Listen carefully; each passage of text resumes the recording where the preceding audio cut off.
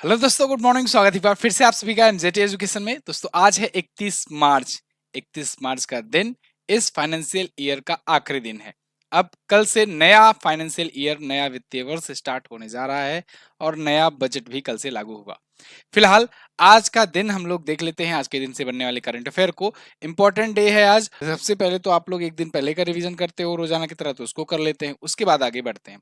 तो कल हम लोगों ने पढ़ा था पहला परमाणु ऊर्जा शिखर सम्मेलन 2024, ये बेल्जियम में आयोजित किया गया। इसके अलावा तेलंगाना के गंगापुरम में 900 साल पुरानी चालुक्य कल्याण की चालुक्य शिलालेख की खोज हुई है। रिलायंस इंडस्ट्रीज ने अडानी पावर प्रोजेक्ट्स में 26% की हिस्सेदारी खरीदी है। और देश में इलेक्ट्रिक वाहन चार्जिंग स्टेशन स्थापित करने के लिए टाटा ग्रुप की एक कंपनी ने HPCL के साथ समझौता किया है। मार्च 2024 में प्रतिष्ठित टाइम्स पावर आइकॉन अवार्ड जीत लिया है विजय जैन ने। और एक पुस्तक लिखी गई है from a car set to the corner room. इस पुस्तक को लिखा है S रमन ने। और हम लोगों ने कल पढ़ा था निधु सक्सेना, ये महाराष्ट्र बैंक ऑफ महाराष्ट्र की नई MD और CEO बन गए हैं। और WTT फेडर बेरूत में महिला एकल का खिताब भी भारत में आया है, श्रीजा अकुला ने जीता है।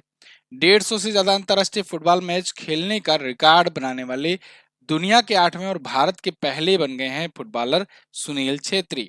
इसके अलावा अर्थशास्त्र के क्षेत्र में नोबेल पुरस्कार जीतने वाले नोबेल मेमोरियल पुरस्कार जीतने वाले डेनियल कनमैन का निधन हो गया है।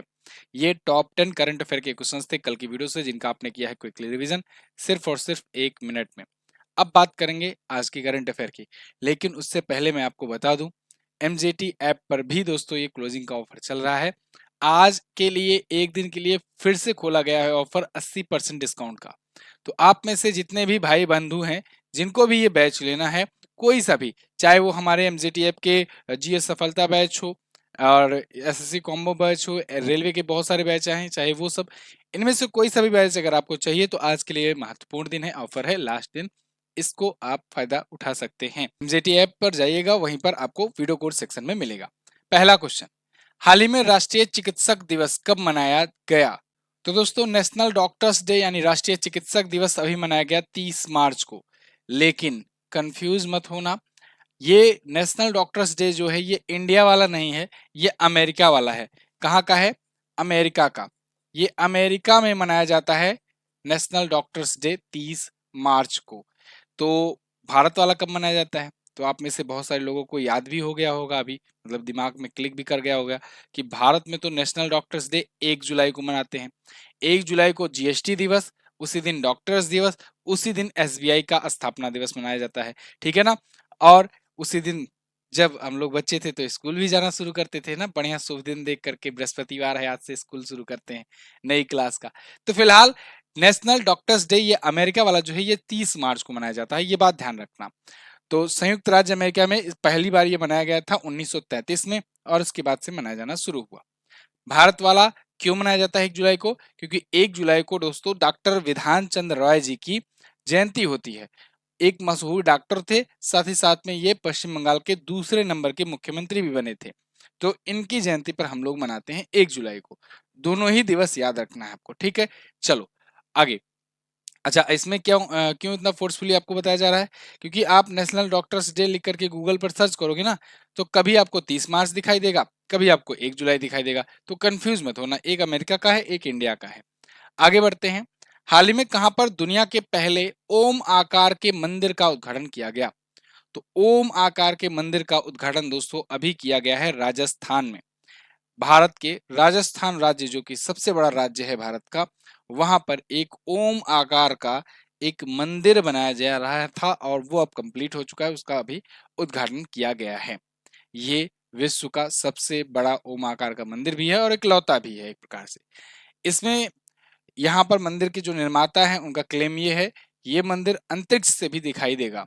अंतरिक्ष से भी देखने पर ओम आकार का शेप तो दिखाई देगा ही एटलीस्ट। फिलहाल ये राजस्थान के पाली जिले के जाडन गांव में स्थित है। ये भी नागर शैली में बनाया गया है। अभी आपने नागर शैली में कई मंदिर देखे, जैसे नागर शैली में अयोध्या राम मंदिर बना, नागर शैली में BAPS हिंदू मंदिर दुबई में जो बना वो भी बना, और नागर शैली में ये भी बनाया गया। उत्तर भारत में दोस्तों, उत्तर भारत के आप समझ लो कि जितने भी बड़े राज्य हैं वहां पर मंदिरों का निर्माण नागर शैली में होता है। दक्षिण भारत में अगर बात करें तो कर्नाटक में कुछ मंदिर जो है नागर शैली में मिलते हैं। बाकी दक्षिण भारत में अगर आप तमिलनाडु केरला वगैरह में जाओगे तो वहां द्रविडियन शैली के जो मंदिर देखने को मिलते हैं। ठीक है, तो ये मंदिरों की शैली होती है, कला होती है। तो यहाँ पर एक ट्रिक समझ करके चलना है आप कि अगर मान लो कोई मंदिर के बारे में पूछा गया कि ये किस शैली में बनाया गया है, तो ध्यान देना, वहां पर जोर डालना, अगर वो मंदिर उत्तर भारत का है तो नागर शैली लगा देना। ठीक है ना। चलो फिलहाल इस मंदिर की कुछ और खूबियां देखते हैं। 135 फीट की ऊंचाई पर स्थित है, 2000 स्तंभ पर ये टिका हुआ है, नागर शैली में बनाया गया है और भगवान महादेव की 1008 मूर्तियां और 12 ज्योतिर्लिंग को यहाँ पर रखने का स्पेस बनाया गया है। अंतरिक्ष से भी देखने पर दिखेगा। ठीक है जी। आगे, वैसे अयोध्या राम मंदिर पर मैंने टॉप 25 क्वेश्चंस की वीडियो बना रखी है, अगर आपने नहीं देखा है तो जरूर देखिएगा। अगला क्वेश्चन, हाल ही में भारतीय वायुसेना ने कब से कब तक के लिए गगन शक्ति 2024 अभ्यास आयोजन करने की घोषणा की है? गगन शक्ति अभ्यास ये दोस्तों 1 अप्रैल से शुरू होकर के 10 अप्रैल तक चलेगा। भारतीय वायुसेना के द्वारा शुरू किया जाएगा और इसमें देश भर के जितने भी हवाई अड्डे हैं जो वायुसेना के हैं वो सब इसमें शामिल हो रहे हैं। जितने भी इक्विपमेंट हैं इंडियन एयरफोर्स के सब शामिल हो रहे हैं। ये बहुत बड़ा, बहुत लीजेंडरी टाइप का ये अभ्यास होने जा रहा है गगन शक्ति। भारत दुनिया को गगन में, आकाश में अपनी ताकत दिखाएगा। भारत टू फ्रंट वार झेल रहा है, आप देख रहे हो एक प्रकार से, एक तरफ है पाकिस्तान, दूसरी तरफ है चाइना। तो टू फ्रंट वार से ऐसी सिचुएशन अगर आ जाए तो कैसे भारत निपट सकता है, इसके लिए इसका परीक्षण किया जाएगा, मतलब इसका अभ्यास किया जाएगा गगन शक्ति के थ्रू।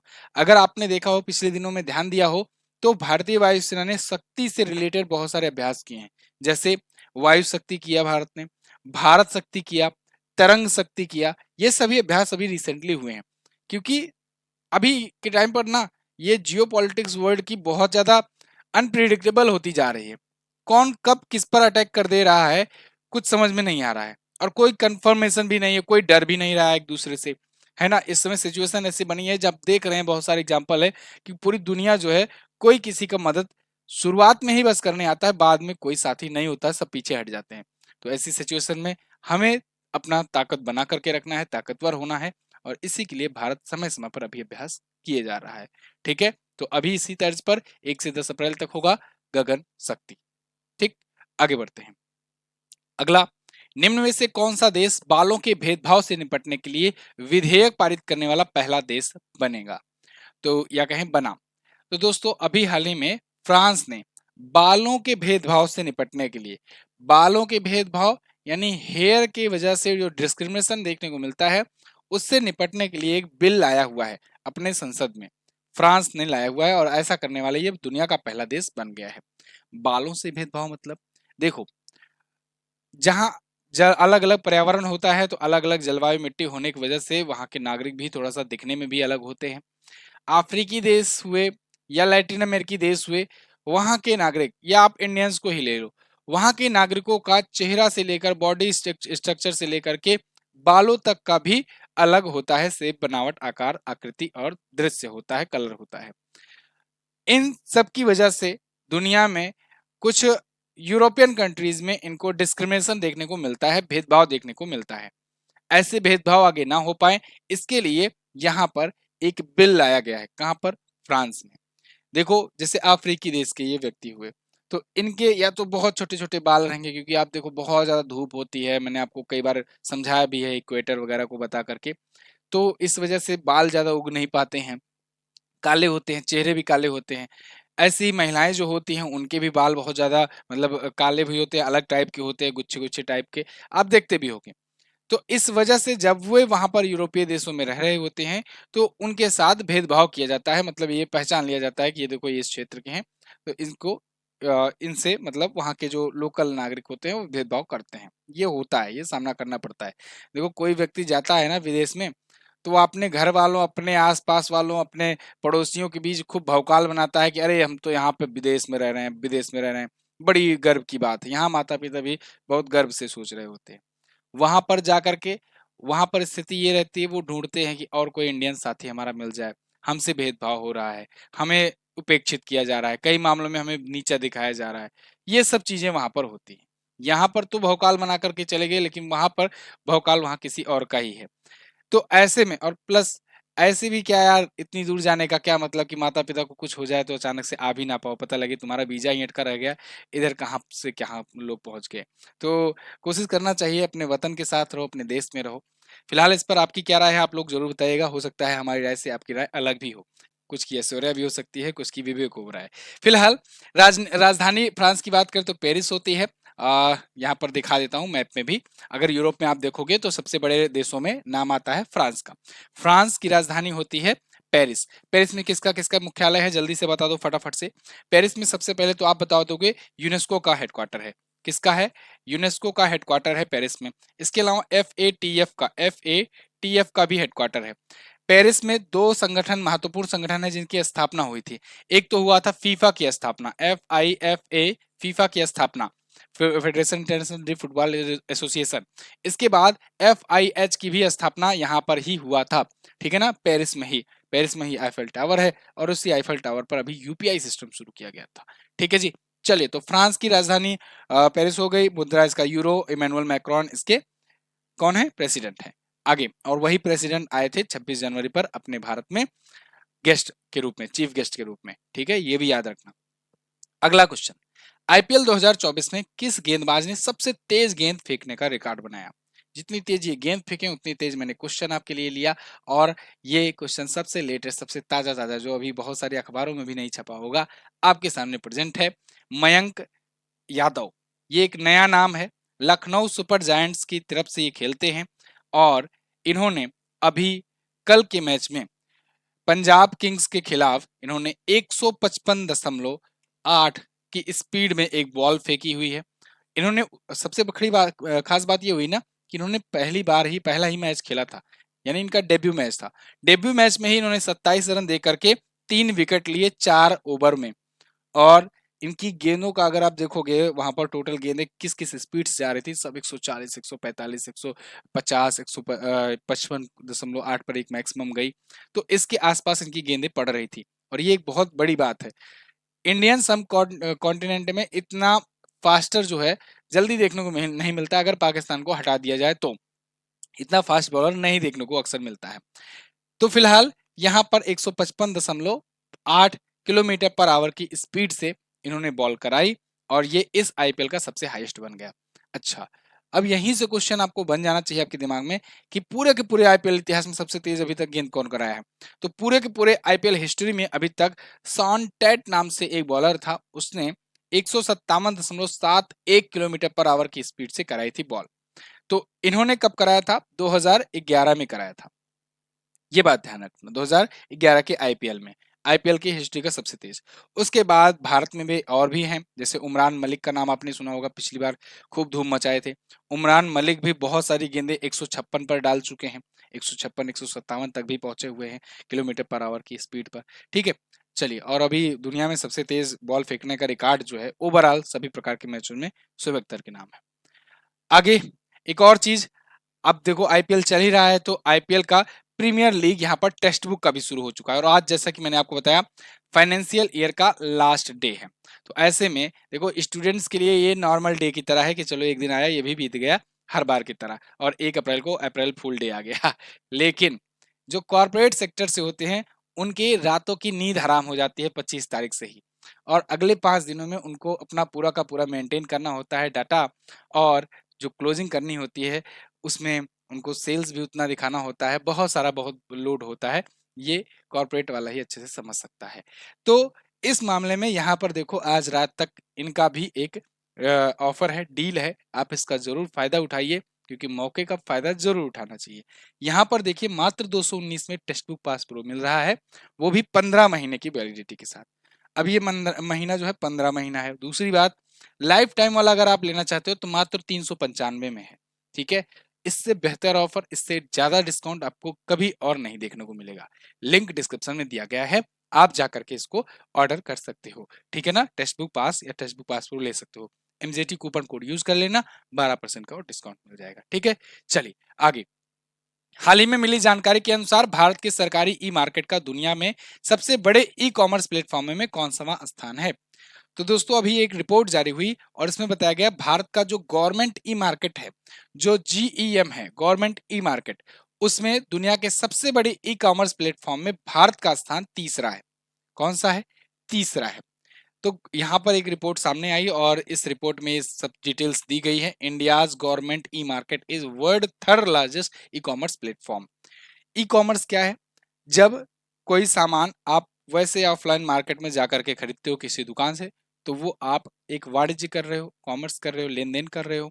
लेकिन अगर कोई सामान, कोई प्रोडक्ट आप किसी ऑनलाइन प्लेटफॉर्म के जरिए मंगाते हो, जैसे मान लीजिए अमेजन पर जाकर आपने हमारी किताब ऑर्डर कर दी, वहां से आपने ऑर्डर की, तो वो एक ई कॉमर्स प्लेटफॉर्म हुआ। वो एक ऐसा प्लेटफॉर्म हुआ जो कॉमर्स का ही काम कर रहा है, लेकिन वो ई कॉमर्स, इंटरनेट के जरिए वो काम कर रहा है, तो वो हुआ ई कॉमर्स प्लेटफॉर्म। ऐसे ही ई कॉमर्स मार्केट की अगर बात करें, तो भारत आज के टाइम पर दुनिया का तीसरा सबसे बड़ा ई कॉमर्स मार्केट बन चुका है। ठीक है ना? तो यहाँ पर ये रिपोर्ट सीईओ साहब ने बताया हुआ है। 2018-19 में जहां पर अपना ई मार्केट जो था, उसकी कुल वैल्यू, टोटल वैल्यू 17,445 करोड़ हुआ करती थी, वही 2021-22 में बढ़ करके 1.07 लाख करोड़ हो गई।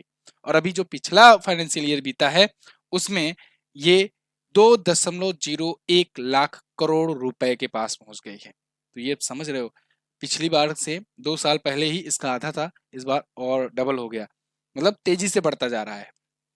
अगला, हाल ही में किस भाषा के प्रसिद्ध अभिनेता अल्लू अर्जुन का मैडम तुसाद संग्रहालय में वैक्स स्टैचू बनाया गया? मैडम तुसाद संग्रहालय दोस्तों, म्यूजियम जो है, बहुत ही फेमस म्यूजियम है और ये अपने वैक्स स्टैचू के लिए जाना जाता है। आपने अक्सर सुना होगा, कई बार मैंने क्वेश्चंस भी लिया हुआ है, विराट कोहली, शाहरुख खान वगैरह वगैरह बहुत सारे सेलिब्रिटी हैं जो भारत के, उनका वैक्स स्टैचू यहाँ पर बनाया गया है। इसी तर्ज पर अभी अल्लू अर्जुन का भी मैडम तुसाद संग्रहालय में वैक्स स्टैचू बनाया गया है।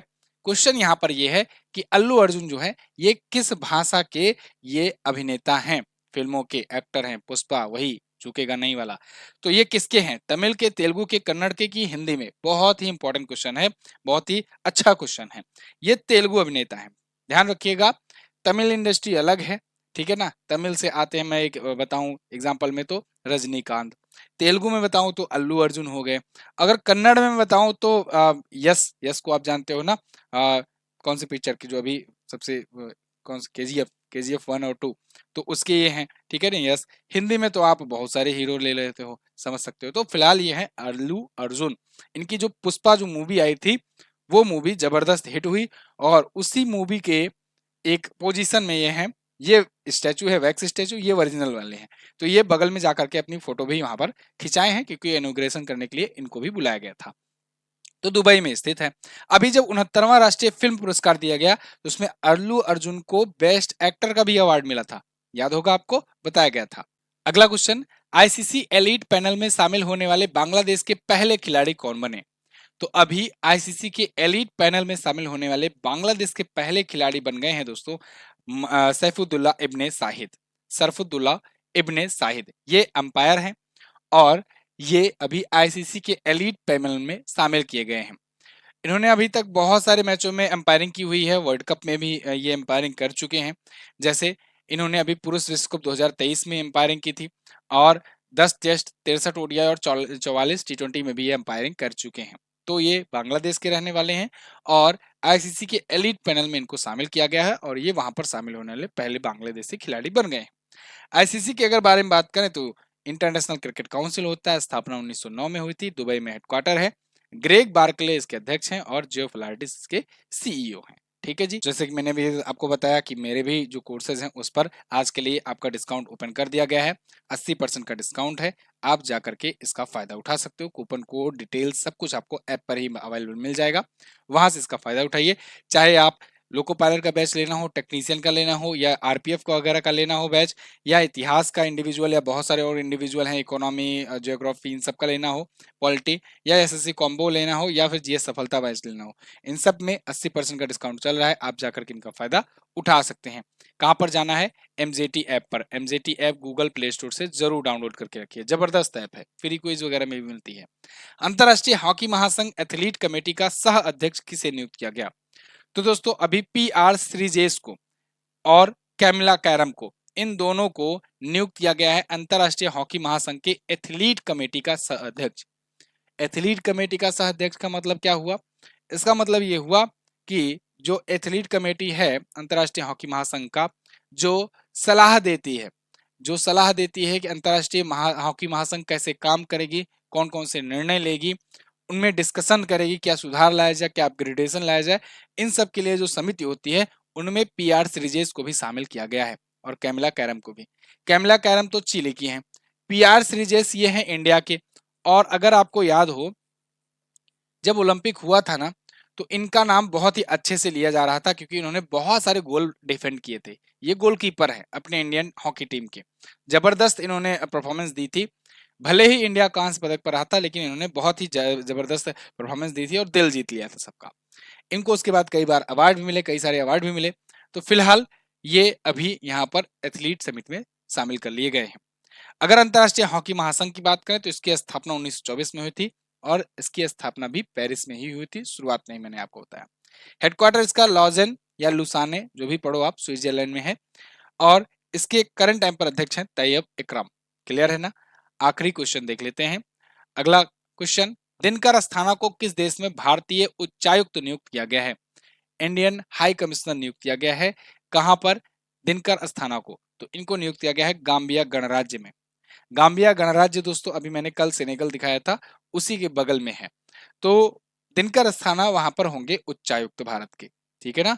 तो इंडियन जो एम्बेसी है वहां पर, या कहें कि इंडियन जो कमिश्नरेट है वहां पर ये होंगे हाई कमिश्नर, क्योंकि वो भी ब्रिटिश के अधीन था, तो इसलिए वहां पर कमिश्नर नियुक्त होते हैं।